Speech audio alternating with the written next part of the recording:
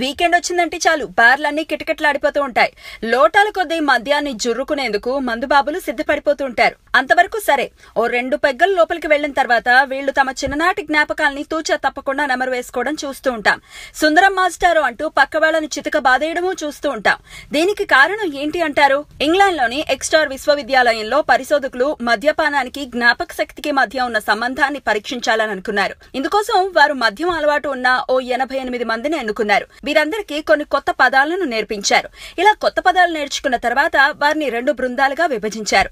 వీరిలో కొందరు తగిన మోతాదులో మద్యం తాగొచ్చని చెప్పారు. మరికొందరు మద్యానికి దూరంగా ఉండాలని హెచ్చరించారు. రెండో రోజు కూడా ఇదే తరహాలో ప్రయోగం జరిగింది. కొత్త పదాలను నేర్పించటం. అలా నేర్చుకున్న తర్వాత కొందరు మద్యం తాగేందుకు అనుమతించటం. ఇలా 2 రోజుల తర్వాత వారిలో ఎంతమంది కొత్త పదాలను ఎంత నైపుణ్యంతో నేర్చుకున్నారో పరిశీలించే ప్రయత్నం చేశారు. ఆశ్చర్యంగా మద్యానికి దూరంగా ఉన్న వారి కంటే మద్యం పుచ్చుకున్న వారే ఎక్కువ పదాల్ని గుర్తు చేసుకున్నారట. వినటానికి ఇది కాస్త ఆశ్చర్యంగా ఉండొచ్చు. కానీ దీని వెనక శాస్త్రీయపరమైన కారణాలున్నాయి అని అంటున్నారు పరిశోధకులు. మద్యం తాగేటప్పుడు మన మెదడు పనిచేసే తీరు మారిపోతుంది. ఆ సమయంలో ఎలాంటి సమాచారం తలకి ఎక్కదు.